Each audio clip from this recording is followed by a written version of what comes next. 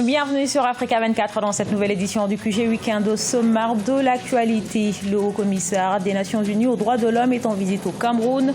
Cette visite a pour but d'évaluer la situation des droits de l'homme dans le pays. À cet effet, Michelle Bachelet a été reçue en audience ce vendredi par le président Paul Biya. Abiy Ahmed, Premier ministre d'Éthiopie, est le lauréat de l'édition 2019 du prix Félix Houphouët-Boigny UNESCO pour la recherche de la paix. Il a été récompensé pour les réformes entreprises en vue de consolider la démocratie et la cohésion sociale. Et puis retour sur la célébration de la Journée mondiale de la liberté de la presse 3 mai. Quelle place pour les acteurs de la presse en Afrique? Élément de réponse à suivre en fin d'édition.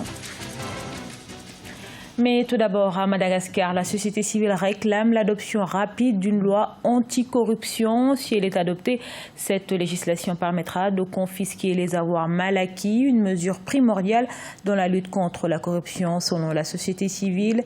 Mais depuis 15 mois, ce texte est resté lettre morte à l'Assemblée nationale. Les députés l'ont rejeté 3 fois. La grande île peut à tout moment être classée pays à risque par le groupement d'action financière, ce qui serait un coup dur pour l'économie malgache, s'inquiète la société civile. Le haut-commissaire des Nations Unies aux droits de l'homme, Michelle Bachelet, est en visite au Cameroun ce vendredi. Elle a été reçue par le président Paul Biya dans un contexte marqué par la crise sécessionniste et la menace terroriste. Cette visite va donc permettre d'évaluer la situation des droits de l'homme au Cameroun. Reportage de notre correspondant Viviane Baoken. À l'invitation du chef de l'État Paul Biya, Michelle Bachelet, haut-commissaire des Nations Unies aux droits de l'homme, est au Cameroun depuis ce 2 mai 2019. Après ses multiples consultations avec certains membres du gouvernement, la diplomate a été reçue en audience par le président Paul Biya. Au centre des discussions entre ces deux personnalités, la situation des droits de l'homme dans le pays. J'ai eu une discussion avec le chef de l'État. Nous avons parlé de toutes les situations que le pays rencontre sur les questions relatives à la paix, à la sécurité et aux droits de l'homme. Michelle Bachelet arrive au Cameroun dans un contexte marqué par la crise des régions anglophones, la menace terroriste à l'extrême nord et le climat sociopolitique tendu suite à l'incarcération de l'opposant Maurice Kamto et ses partisans. Nous nous sommes entretenus sur comment les Nations Unies peuvent continuer de supporter les efforts du pays dans le respect et la promotion et la protection des droits de l'homme. Rappelons qu'un mois avant sa visite officielle au Cameroun, la patronne des droits de l'homme de l'ONU a dans un communiqué officiel indexé les forces de défense camerounaises sur des supposées violations des droits de l'homme.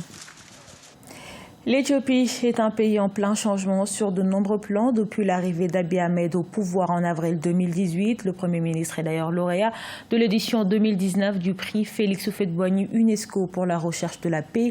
Il a été récompensé pour ses actions dans la région et en particulier pour avoir été l'instigateur d'un accord de paix entre son pays et l'Érythrée voisine. Les précisions de Corinne Kamsefahim et Siam Le Victoria Setchi.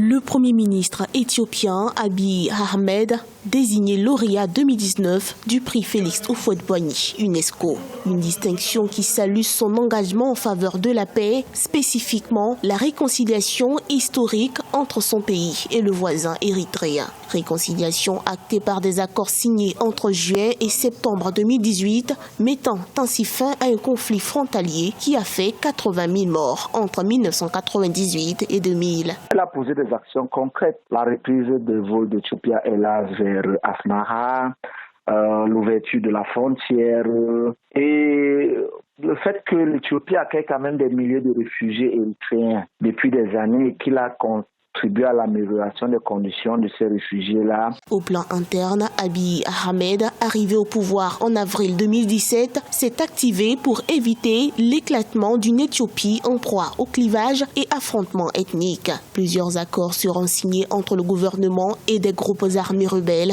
Abiy Ahmed va ensuite ordonner la libération des prisonniers politiques et entreprendre plusieurs autres réformes. La première des choses qu'on attend de lui dans les 5 prochaines années, peut-être s'il est encore là, ou bien à moyen terme, tout au moins, c'est d'abord cette justice sociale-là. Le prix Félix Houphouët-Boigny, parrainé par 120 pays, a été institué en 1989.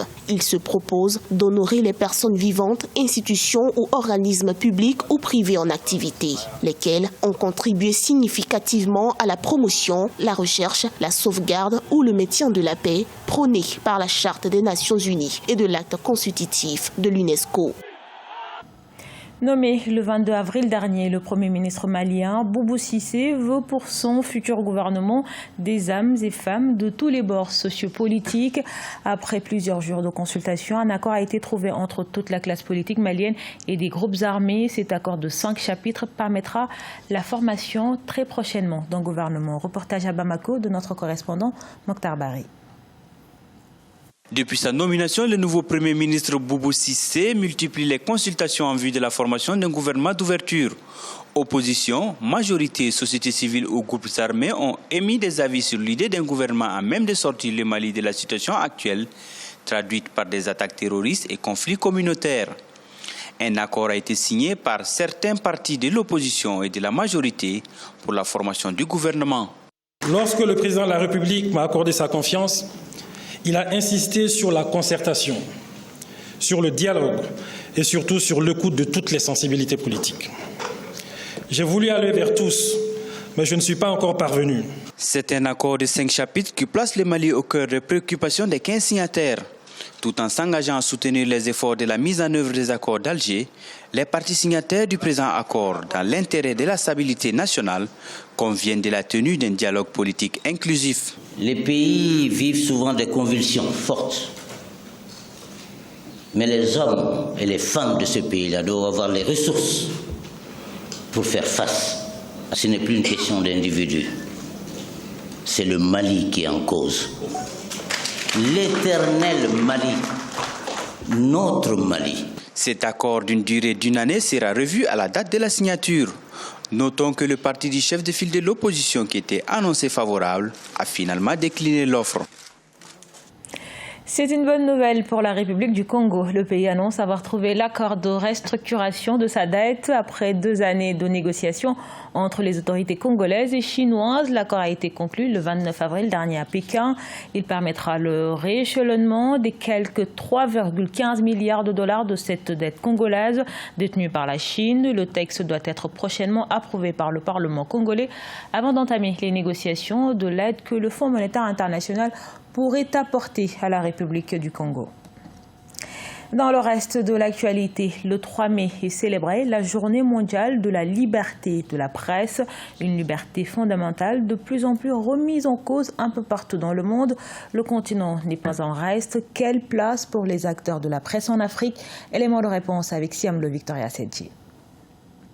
Persécution, musellement, peine de mort ou d'emprisonnement, assassinat. Tels sont les mots dont sont souvent victimes les acteurs de la presse. Une situation préoccupante dans le monde et surtout en Afrique où la liberté de la presse est très mitigée. D'après le classement mondial de la liberté de la presse 2019, certains pays africains comme le Burkina Faso, le Cap-Vert ou encore le Botswana ont gagné quelques points par rapport à 2018. Toutefois, dans la majorité des pays, on assiste à une presse peu libre. De plus en plus, la société civile, les opinions publiques reconnaissent le rôle important que joue la presse. Ça devient une aspiration même du peuple africain d'avoir une presse libre, viable. Le manque de viabilité de l'entreprise de presse fait que les journalistes sont fragilisés. Les acteurs de la presse seraient-ils indéfiniment en danger sur le continent? Des observateurs estiment que l'amélioration de l'environnement sociopolitique africain pourrait favoriser une meilleure sécurité dans l'exercice de leurs fonctions. Selon l'indice de bonne gouvernance de la Fondation Mo Ibrahim, en 2017, l'Afrique a atteint un score moyen de 50,8 sur 100. Au-delà des lois que les États peuvent mettre en place pour restreindre les libertés, la vraie bataille aujourd'hui, c'est d'avoir des activités viables en Afrique pour que les journalistes puissent faire leur travail dans des conditions de dignité qui sont également très importantes pour leur indépendance. Si la liberté de la presse est un concept encore relatif, vulnérable ou menacé, des analystes interpellent sur les excès dont les médias eux-mêmes se rendent parfois coupables. coupables. Cette dernière décennie, des organismes d'autorégulation des médias ont vu le jour en Afrique. Objectif, engager la presse dans une dynamique de professionnalisation.